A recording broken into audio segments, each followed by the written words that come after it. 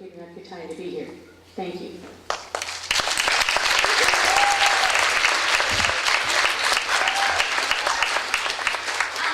Before Miriam starts speaking, I know a lot of you are my students, and so you've heard me tell you over and over and over again just how lucky you are. I'd like to present now these flowers to Mrs. Greenstein, and thank you for coming to visit us today and teaching me so much.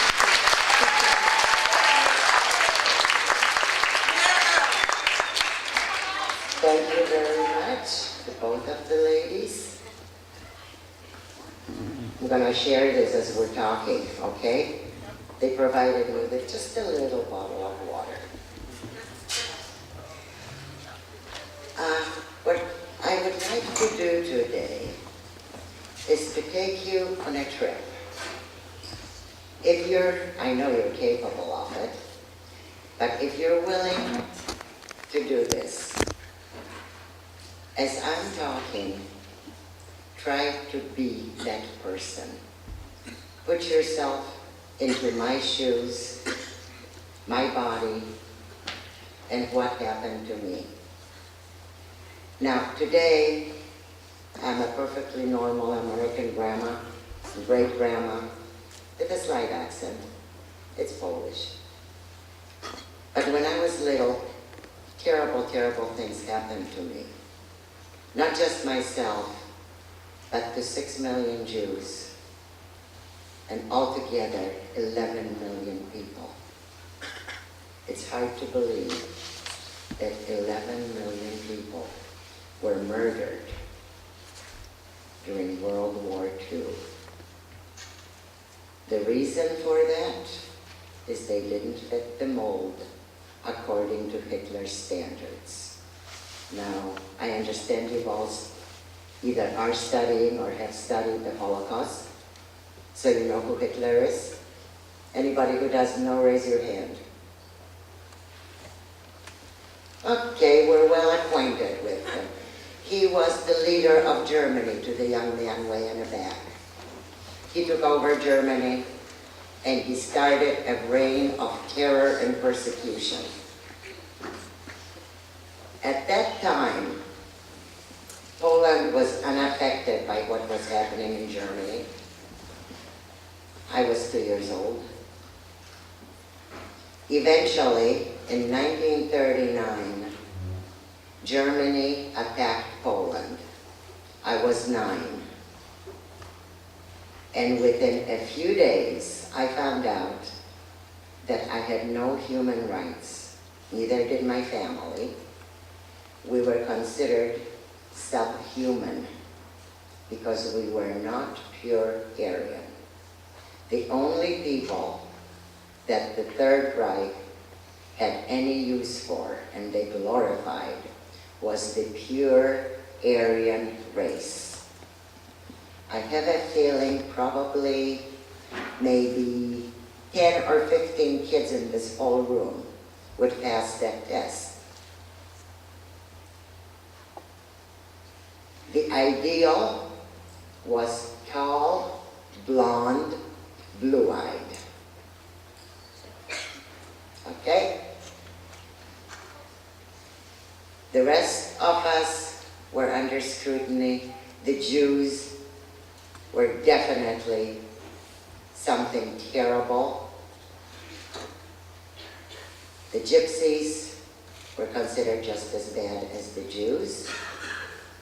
Anybody with any kind of a handicap was considered unnecessary and did not need to live, especially not to have children. Anybody who was gay was not fit to live. And the list went on. So here I am, 9 years old, and this is where my story, my personal story starts. And I'm a happy kid. I live in a small town. My dad owns a lumber yard. I have lots of friends. I'm just finished 3rd grade. I'm waiting to start the 4th grade. Public school. And Germany occupies Poland. They came in, they started September 1st. Within 6 weeks, they had all of Poland. And probably by September 10th, when school was going to start, sometimes first part of September, just like here, I found out that I couldn't go to school because I was Jewish. You were forbidden to get an education. You couldn't even have a tutor in your home. If they caught you, your whole family would be killed, so would the person tutoring you and his or her family. I mean, there was no getting out of it. It wasn't a matter of name calling, period. Your life wasn't at stake, every minute. Within a few days, they took half of our home. We didn't have freestanding homes in cities. There were apartments, and we had a 2-bedroom parlor. Oh, no bath. There was no indoor plumbing. We had outhouses. No running water, you went to the well. They took half of our home, which left us with 1 bedroom and the parlor. The kitchen, the other bedroom, went to now listen carefully to this, it's important, to a prominent Polish Catholic family, because they took away everybody's business. Anyone who had a store or a practice, a doctor, they brought in Germans from Germany and gave them these homes and businesses. So the Polish Catholic family moved in next door to us, and we still existed. The sites I grew up with in those years, and trust me, those were still the good years, were Jewish men being beaten in the middle of the street. They were hauled off to pick up horse manure 10 hours at a time with the SS standing around, kicking and beating them. They couldn't stop. They couldn't have a drink. They couldn't go to the bathroom. If they fainted or fell, they got kicked and beaten. My grandpa got caught in one of those. He came home, his face was just a bloody mess. I passed as a non-Jew. We had to wear, I'm sure you've all seen the big yellow Star of David. Where I came from, you wore 2 of them, one in front on your chest and the other one on your back shoulder. Always on the outer layer of your clothing. So if it was cold in winter, you wore it on your coat. If it was summer, you wore it on your blouse. But it had to be visible. You had to be identified as a Jew, which gave them lots of leeway to beat and kill us. I didn't wear a star. I passed. Because of that, my family had a little bit more food. I could go to our neighbors out in the farms, and they would give me eggs and milk, and I could still go to the butcher's and get some meat, because Jews were not allowed to have it anymore. You got very limited rations. But it was still okay. I still had my parents. My grandparents had come to live with us from another city. We were all in this 1-bedroom place. Well, we didn't get enough fuel to heat the 1 bedroom, so we all lived in 1 room. We blocked off the bedroom. And then one day, they told all the Jewish men to report in a field for a work detail. The families were not allowed to go with them. So picture yourself. You are now 10, and your father goes to the field, and you and your mom and grandparents go to the edge of the field, and you're not allowed to come anywhere near your dad. And you see a group of men, your dad amongst them, surrounded by SS with submachines, and there are big army trucks, and these men are being forced at gunpoint to get onto these trucks. They formed a convoy, and they took off, just one truck after another. We all thought they were going to work for a couple, 3 days. Every one of our men was shipped off to a work camp, slave labor. They all died. I never ever saw my father again. He died in that place. A few months later, there was pounding on our door, and they were yelling, "Out, Jews, out, get out, you swine. You have 5 minutes. It was about 4 in the morning, middle of the night. You have 5 minutes to put your clothes on, take whatever you can carry, and you're going to the church, report to the church," which happened to be across the street from our home. We pulled on our clothes. I don't know what my mother and grandma grabbed. I have no idea. And with a gun at our back, they stood behind us, and we had to walk down the stairs and across the street. Got to the church, and they were just church pews, benches, wooden ones, to sit on. And pretty soon, every Jew in that town came into the church. There wasn't any room to lay down. There was no place to sit. People were crowded. Well, guess what? They locked the doors behind us with SS standing on guard. We couldn't go out. You didn't get food. You didn't get water. You couldn't go to the bathroom until daylight, when they opened the door. Still no food, still no water, but yeah, you could go potty. We were there for 24 hours. In the middle of the next night, they rounded us up, and we had to march very quietly, no talking, outside of town where there was one railroad track. And on that track stood a cattle train. Now, I grew up with cattle trains. I was a country kid. We're full of pigs and sheep and cows and horses, right? This was for humans.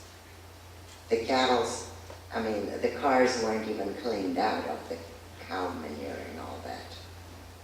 They forced us, probably 50 to 60 people, into each car. We could barely sit down, and the door slammed behind us. They locked us in. We sat in that car, again, no food, no water, no bathroom. Somebody had brought a big cooking pot. We used that for a toilet. I think the train stopped once, and they let one person off to empty the pot. And they locked us up again. 3 days later, we landed. The train actually stopped, and we heard voices. And they opened the doors. We were in the city of Lodz, Poland, which was a big industrial city. It still is. And we were in the Lodz ghetto. Now, how many of you are familiar with the term ghetto? All of you? Is it, put your hands down, is it an American ghetto, what we talk about, where blacks used to live? Or is it the European ghetto? American? No, European? World War II? Yeah. Okay. The European ghettos have absolutely no resemblance to what we call a ghetto, inner city ghetto here. You're behind barbed wire. You're killed, murdered, starved to death, and work as slave laborers. And every few weeks they clear out, they get children off the streets and elderly people and ship them off to gas chambers. I lived in the lodge ghetto with my mother for 3 years. They took my grandparents within 1 year and sent them off to a place by the name of Chelmno. They were murdered in a gas truck. By then, I think I was 12, almost 13, 12, something like that. I worked in a furniture factory with no heat in the winter. Polish winters are very cold, gets way down below zero, lots of snow and ice. No air conditioning in the summer. It was an enclosed building. The windows were about this thick with dust. You couldn't see out of them. We made furniture, very pretty, very fancy furniture that went to Germany, to private homes. My job was to stain and polish the wood. I started out with a stain rag. In the winter, it would freeze to my hands because it was wet. In the summer, it stunk to high heaven because it had lots of oil in it. And then you let it dry, and the next day you'd put another coat of stain, and the next day you would polish it. And you had to produce a quota. If not, you got beaten. Severely beaten. I did this for 3 years. In exchange for my work, I had half an hour break at noon, and we stood in line and got a little tin bowl of soup. That's it. But you also, because you were working, got a ration card, which, okay, picture yourself coming home after school, let alone after work. No cookies, no fruit, no ice cream, no soda pop, no meat, no chicken, no eggs, cottage cheese, anything you might want, no peanut butter. That was a long forgotten dream.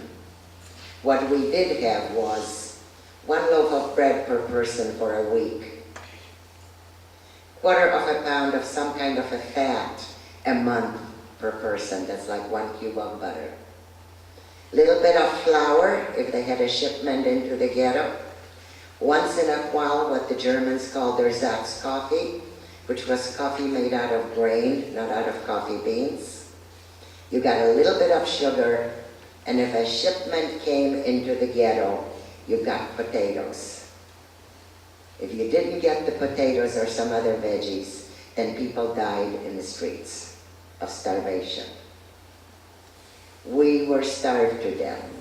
We had disease. I had tuberculosis. Most people were dying of it. A close friend of mine died. She was 13. And they kept emptying out the ghetto on transports. My mother and I worked in the ghetto until the very last transport. Our factory was the last to close down. We were in hiding for 10 days with about 3 or 4 other families in a cellar with no light, no air, very little food, whatever we had with us, a few potatoes, whatever we took. No change of clothes, just whatever you wore on your back. And we did take a blanket and a pillow. We never left that cellar for 10 days. Someone would come and open the trap door middle of the night and tell us what was going on and would empty our bathroom bucket or would let us go up one at a time very carefully. Until one night, this young man came and he said, "Hey, The Germans, there's nobody left in the ghetto except the police, the fire people, and the factory heads and government heads. The Germans promised us safe passage into Germany in a passenger train to a work camp. And we've decided we better go because there's no way that we can survive here. So we said, okay, we'll join you. We went to the train station. When we got there, we realized, but it was too late, we'd made a mistake. There were SS with police dogs, submachine guns, and a cattle train. Yeah, thank you very much for the passenger treatment. This time, there were about 100 of us in each cattle car. That's all. You know, an area smaller than the average bedroom, 100 people. They liked the number of 3 days and 3 nights. I thought maybe I was dreaming when I started thinking about it. Every survivor has this 3-day, 3-night story. I think that was the point at which whoever was going to die died in the cars, maybe. Because I went back to Poland, let me tell you, those trips should have been maybe 2 hours. They kept us sitting in locked up cars. So we traveled for 3 days. People had dysentery. We were already very weak and sick. This time there wasn't even a pot to use to go to the bathroom. You did everything on the floor underneath you. Okay? Can you imagine about 85 degrees outside being locked up in a car that's probably close to 100 degrees with nothing to eat, no water, no bathroom, and people are puking and having diarrhea and peeing all around you. You can't move. I mean, you cannot get up from the spot you're sitting in. Their bodies, one on top of each other. That's the way it was. The train stopped. And they started yelling out. Well, quite a few people in our car did not make it. I had to climb over dead bodies, and I didn't know if I could stand up even. My mom and I made it. We jumped down, and there we were met in front of us by a row of SS officers, police dogs, billy clubs, and submachine guns. We had just arrived in Auschwitz. Immediately they separated us. Men went one way, women and children went the other way. Stood in a selection line, and I realized that most older women with little kids, and the sick ones were being sent to the left, and the healthier looking ones were going to the right. Now, I was 14. I weighed probably maybe 80 pounds. I was malnourished, but I did have long hair. And it was kind of a reddish brown, and I had big long pigtails. And I undid my hair and kind of fluffed it up, and I found a piece of ribbon, I don't know where. And I tied my hair and pulled it up and under, so it covered my face a little and filled me in. I didn't have a mirror to look in, this was just guesswork. And I stood in front of my mother because we also became aware that you could follow to the left. By then we knew that was the gas chamber row. We figured it out. But you couldn't follow to the right, to the work side. So my mother decided, wherever I go, she goes. If they take me to the death side, she didn't want to live. She was going to follow me. I passed. My mom was 38. She passed. She was a good-looking woman. So we both made it to what we thought was the work camp. First thing they did to us is kept us standing in attention in rows of very precise rows. You had to be almost like a military drill. Arm's length behind the person, straight upright behind that person, arm's length, fingertips touching on each side. So there was space in between.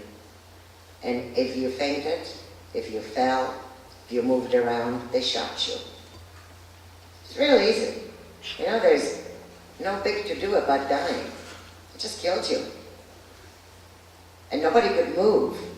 You couldn't help that person because they'd shoot you too. So that was my first lineup. Eventually they took us to the showers, which we thought was the gas chamber. Stood in line naked. Again, they said they'd clean our clothes, to leave our clothes, and we'd pick them up on the other side. Well, it took forever. They shaved all of your hair, all of your body hair. Now this was women only, no men. Men were on another side. They shaved my head. The woman dipped a mop, a short-handled little mop, into a bucket of green slime, and she just slammed it on my head. It came down my eyes. It burned like you wouldn't believe. It was some kind of a disinfectant, but it also stopped all your hair growth. It literally killed it. I had no hair for 1 year.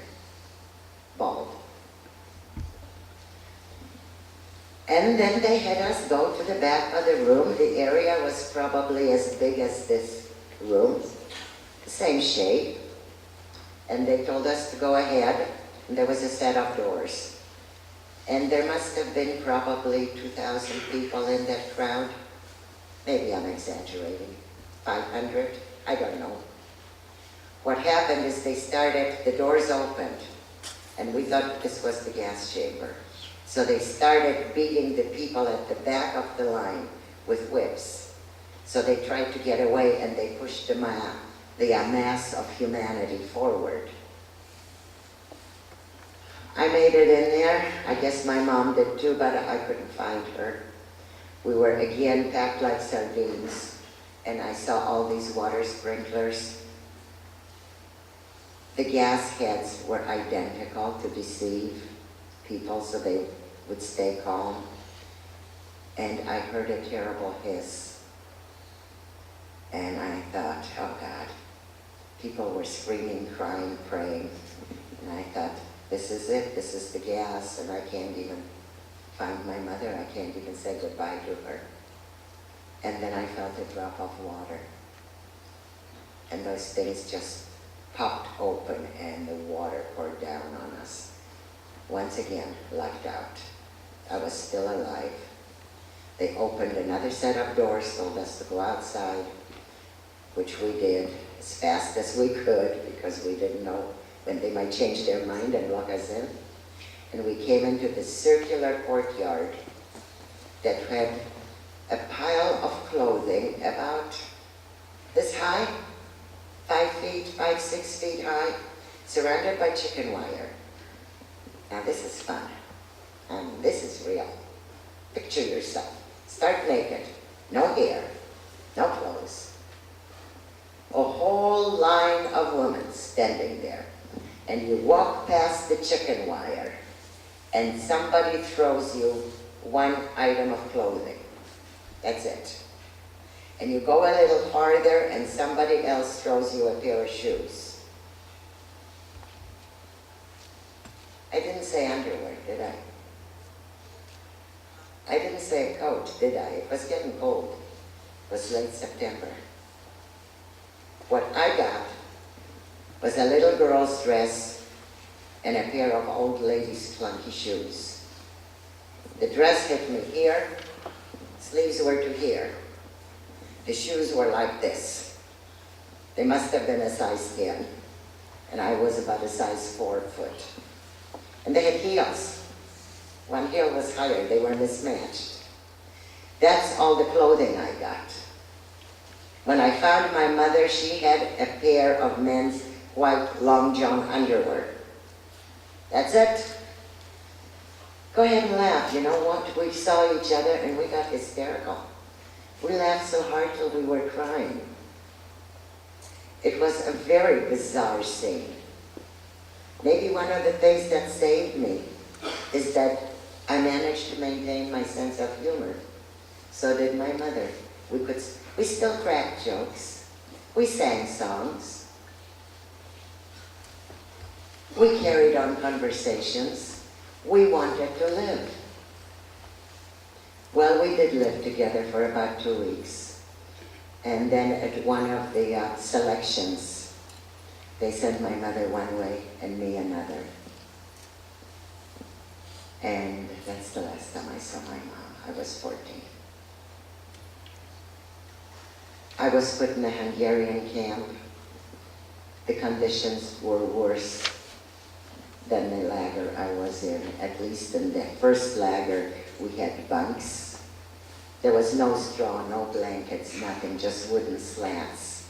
And we sat or laid on them. There was maybe 2 feet of headroom and maybe 4 feet deep. And we were half again as close as any of you guys are right now. There was no room to turn one body without everybody turning. And there were about 10 of us between. There were supporting posts. So in each section there were about 10 people between the posts. And you just kind of scooted in on your butt and there you were. You didn't go out very much because you could get shot. You had no business walking around. I didn't have any bathrooms. There were outdoor holes, like maybe 100 holes in the ground with a board across them with holes cut out in them. They were close together. That's how you went to the bathroom. We had no water. There were a few places that had some spigots. You'd go there, but you didn't have any dishes to use. You just had a tin cup. The food we got in Auschwitz was, hold on to your hat. You got woken up at 4 in the morning. 2 inmates would come in with garbage can size. Well, there were garbage cans actually, I think. They had handles. It was a bucket of lukewarm, kind of brownish looking water that they called coffee. You stood in line for that, and another person standing next to the coffee would hand you out about this big a piece of black bread, about this thin.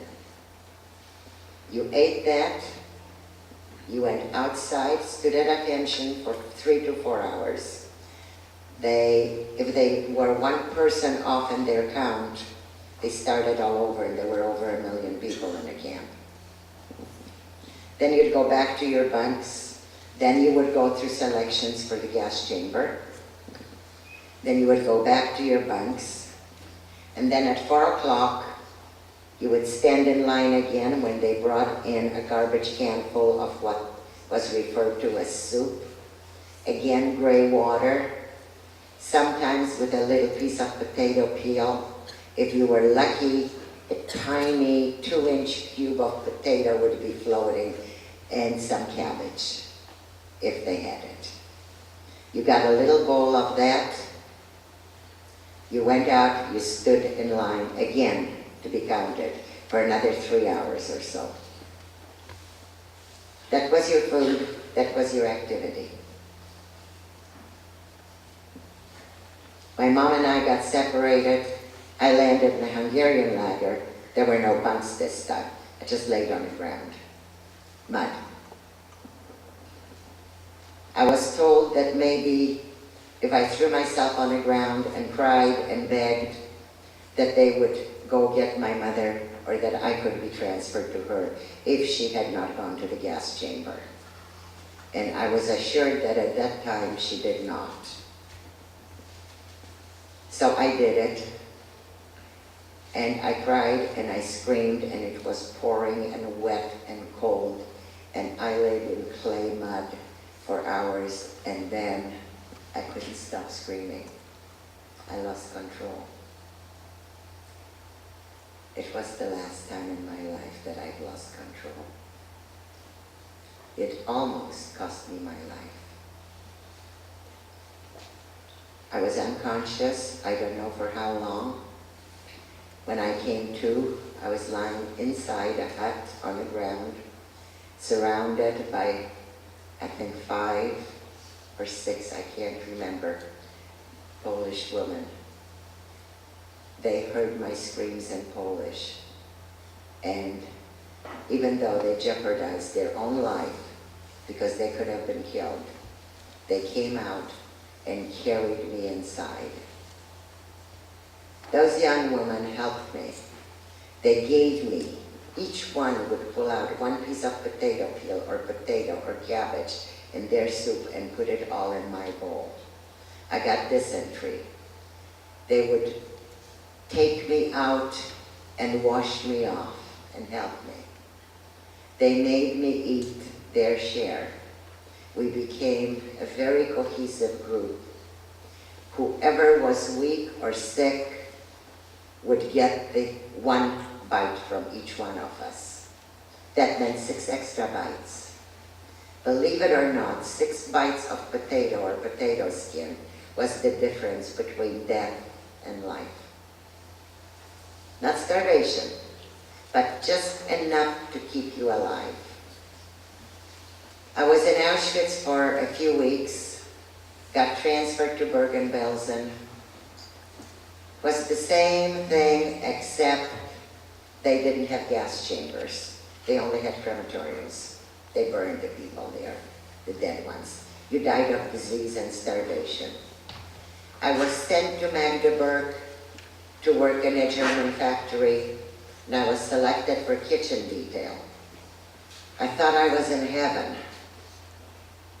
I was picked by a very awful looking German woman. To me, she was 5 feet 10, huge, gruff,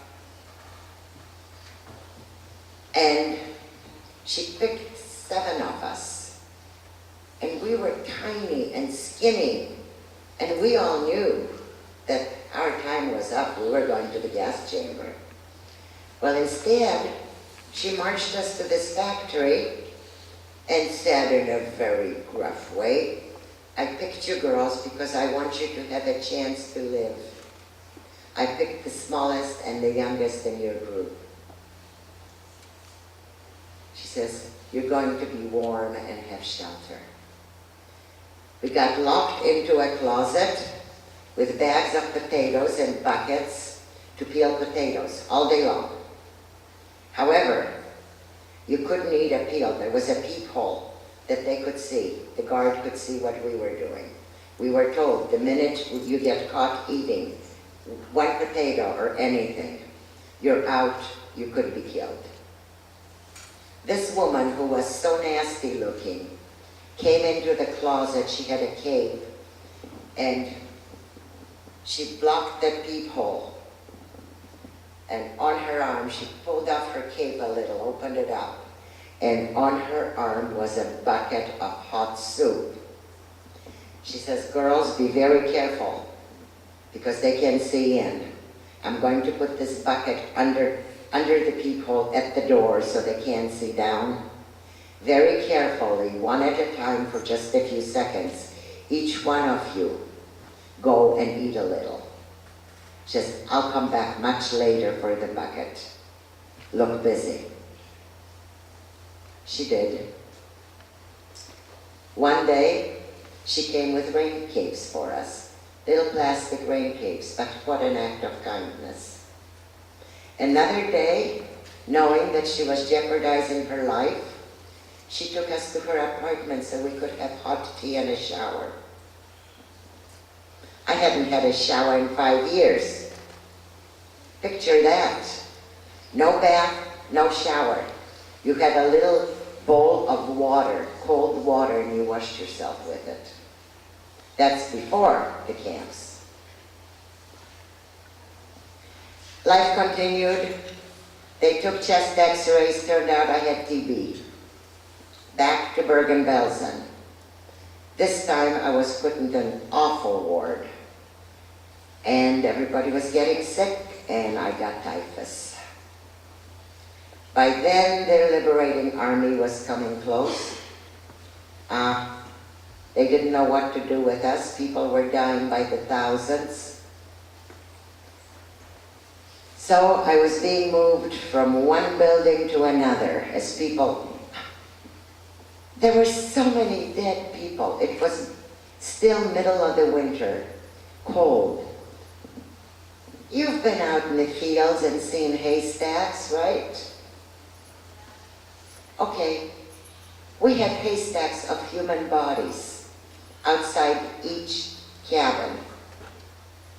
They take the dead body, lift it kind of like this, and throw it up on the pile. They were frozen. Then spring came, and they started rotting. It was putrid. Eventually, I lost consciousness, and I came to, and I felt something heavy on my shoulder. I couldn't move, and I tried, and I realized it was the woman next to me. By then, we were laying in rows maybe 15 inches wide. There was no space for even a mouse to get through. And I realized after a while that this woman was dead. So I managed to yank myself out from under her with all the strength I had left. And the only thought I had was, oh good, now I can lay on top of her. She won't complain, I have space. Yeah, I was 15. Your age, little older than you guys maybe. And I just, with all my strength, pulled myself up and sprawled on top of this dead body. No remorse, nothing. And I blacked out. I don't know how many weeks I was there. All I know is that I came to, I guess my fever had broken, and I heard people saying, the Germans are gone, the Germans are gone, nobody's out there, we're free. And I kind of pulled myself together, tried to stand up, I couldn't, tried to sit up, I couldn't. So I flopped on my belly and I crawled my way to the door. And the door was just an opening in the hut. And I saw a cistern with a spigot on it. That's a water thing, okay? Must have been maybe as far as from this table to the end of the wall. I don't know how many hours it took me to crawl up to it, but I made it, and I had my first swallow of water in weeks. And then I saw this unbelievable sight. Trucks came in, and they all spoke English, and we were liberated. I don't know how I got back to wherever I was, but I found a different spot. I did not go back on top of the dead woman. And then I was in a haze. I'd faint, I'd come to. I just kept dying, really. I wasn't supposed to live. Eventually, there were men with a stretcher, and they were putting me on it. And I came to, and I started screaming. And they said, "It's okay, little one, you're going to the hospital." I heard the word hospital. You see, hospital, during German occupation in the concentration camps, was synonymous with death. Most people never left, quote, the hospital. They were taken to gas chambers. Sometimes they'd be in a hospital for a day, a few days, and then transferred. So when I heard the word hospital, okay, I panicked. And I started screaming, no, no, please don't take me to the hospital. I can work. I will work. I will work. And they kept saying, it's okay, little one. It's okay. You're safe. You're going to the hospital. No, not the hospital, not hospital. I can work. Well, they took me to a field hospital. I couldn't move, let alone work. I couldn't sit up. And I remember coming to, I don't remember much more, except that all of a sudden I was awake and there was something covering me. And I looked around and it was all so nice and white. And I thought, I didn't make it, I died. I'm someplace in heaven. I'm on a cloud.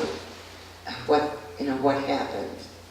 And then this woman came in and she was dressed in white and she had a white cap on. And I thought, it's an angel. Well, guess what? It was a nurse. It's the first time in over a year of my life that I was in a bed on a cot with a pillow and a blanket and sheets. When I tell you I just had that one dress, I mean I lived in that dress. No underwear, nothing. You wore it around the clock. You didn't have a bed to sleep in. You slept on the ground, except for those bunks in Auschwitz. In Bergen-Belsen, we did get a blanket per person, and my little group combined them so that we had 3 on the ground, because it was dirt, and it was like freezing weather. You know how cold that earth is? So we used 3 underneath us and 4 on top. And then we got real clever, figured out that if we unraveled one and hid it very carefully between the others, we could make us some little booties. But we couldn't stand at a pension in those because we'd be killed. So when we came in barefoot after the count, we'd put our booties on. And that, I think, kept my feet from falling off and freezing. Lots of people in concentration camps lost their limbs, extremities, especially feet, due to frostbite. We lost everything. We lost our families. We lost our identity. We lost ourselves. But you know what we didn't lose? The spirit to live. And a very strange thing came out of all of that. You know, those awful, terrible teenage years that are such a struggle. You're fighting your parents, you want to be independent. I never had it. You know how much I would give to be in any one of your shoes, to have had a childhood, to have been a teenager? It's so wonderful. There are so many things that we take for granted. When you get really mad at your mom or dad, picture how you'd feel if they were murdered and you couldn't be there and you couldn't help. I went through all of that. I survived all by myself. I found out there was nobody left. Couldn't find a name anywhere on all the Red Cross lists. I was put in a hospital in Bergen-Belsen for quite a few weeks. I learned how to walk again. I learned what it was like to be taken care of, which was unusual. I learned the most important lesson of my life. that no matter how awful things are, there are good people. There are still good people out there. One of the people who saved my life was a young Polish woman. We were in the same hospital, and every time I came to, there was a dead body next to me, or there was a new face. And one day, I opened my eyes and I saw a pair of blue eyes looking at me, and we smiled, and then I blacked out. And then, I don't know, next day, a few hours later, I don't know, I came to and I was afraid to see if she was still there. And I turned my head, because I couldn't turn my body too easily. And she was there. And we smiled. This went on for half a dozen times. And then I managed to stay awake long enough, so we started a dialogue. She was Polish. She was 21 years old. She was a Polish Catholic who got caught in the Warsaw Square massacre. She witnessed her father being murdered, shot to death. Her mother raped. She told me that the town square had probably 6 inches of human blood in it. She was married.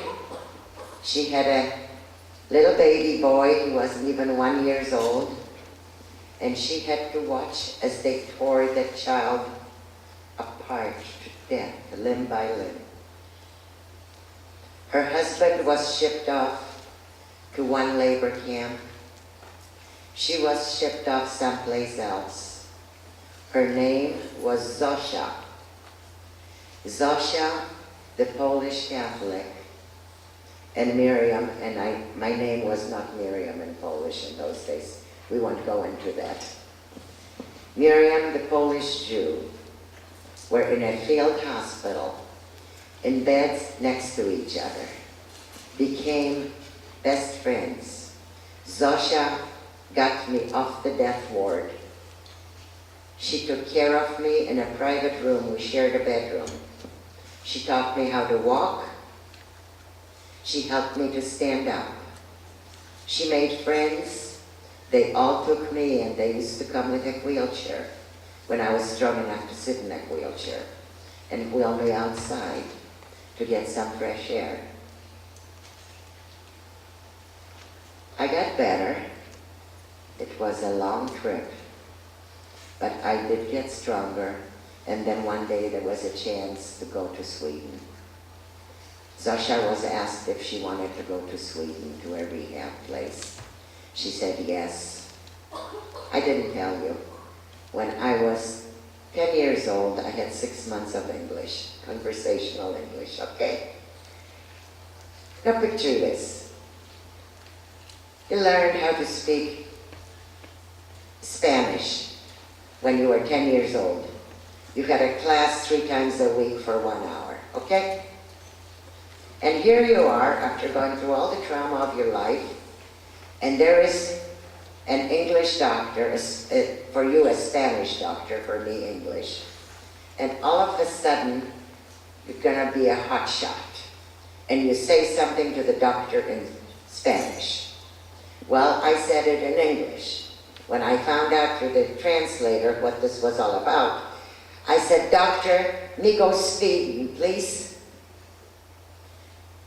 And he looked at me and he started yelling, in English.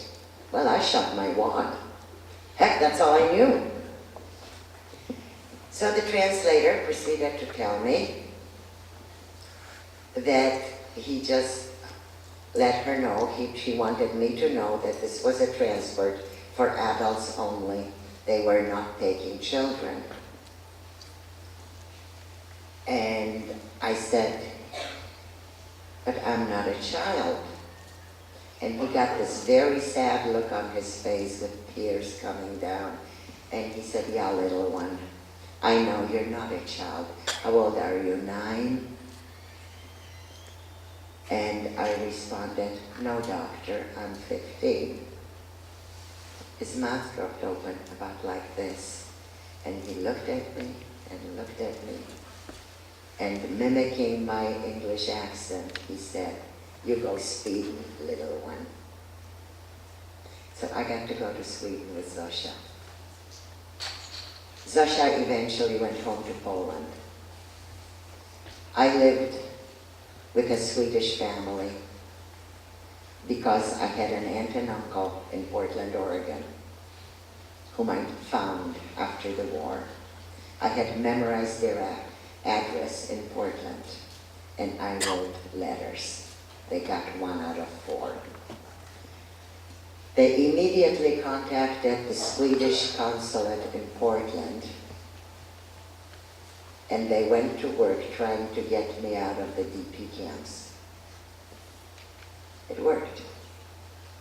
I went to live with the Swedish vice consul's aunt and uncle in Landskrona, Sweden. He was a Lutheran minister and a city councilman. He was older than my grandpa would have been, but they were absolutely wonderful to me. And my aunt and uncle didn't give up. They managed to get me a passport, which was almost impossible, and a visa out of Sweden to America in 1945.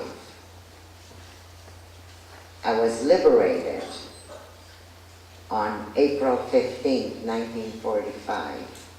The end of November 1945, I was on the first ship, passenger ship, out of Europe since before World War II. After this was the first one that left for America from Europe after World War II. There were 3 classes of passengers. First and second were all American soldiers who were shot down behind the enemy lines, pilots, families who had been stuck in Europe during the war. Third class was reserved for peons. Me. A whole slew of kids, about 500 of us, were on that one ship. Its name was SS Stavangenfjord. We were on the way to the Americas. First stop, New York. When I say Americas, that's because the ship went on to Central and South America as well. Some of my friends that I made on the ship went to Costa Rica, others went on to different areas. My aunt and uncle met me in New York at the dock. We stayed in New York for a week. She wanted to buy me clothes. I came with nothing. I had one dress and a coat and a hat. Like I knew what to do with a hat. But that's what a lady was supposed to wear. So I did. It was difficult to fit clothing onto me. You see, I didn't tell you. About 2 months after I was liberated, I managed to get on a scale. This is after eating for a few weeks already. And I weighed in at 25 kilograms. That's 55 pounds. And I was 15. I think when I was liberated, I probably weighed between 35 and 40. So, as I kept eating, my stomach kept growing, but the rest of me didn't. So I had a very strange shape. I had toothpicks for legs and arms. But we got some clothes. We came to Portland. I didn't speak any English. My aunt didn't speak anything but English. My uncle spoke Polish, but he was in his store from morning till night. So I had to kind of learn to speak English in a hurry. And then I had a problem. You see, I only had 3rd grade education. And I wanted to go to school. And my aunt and uncle expected it. Well, by then I was 16. I had my 16th birthday just before I boarded the ship for the States. And they wanted to put me in the 5th grade. How'd you like that, huh? That feel good? I said, no. My aunt said, but honey, you need to have the education. I said, I'm going to high school. Well, we have a battle of the wills. I won. She managed to find a high school that would accept me. The Board of Education waived all the requirements for me. There is one other thing that you probably want to understand. As far as I know, in 1945, I was probably the only non-English born kid in the whole Portland School District. Yeah. We didn't have foreign students then. We didn't have immigrants at that time. It was too soon after the war. So I had a little bit of a battle. Well, my aunt told me many times that I said, yeah, I have to graduate high school by 18 because I'm going to get married and have children. There was this need within me to reproduce my family, to create a family, so that Hitler did not win. I survived, and I wanted to live a full life, and I wanted to carry on my family legacy. So despite all the arguments and everything else, guess what? I graduated when I was 18. I went to American high school.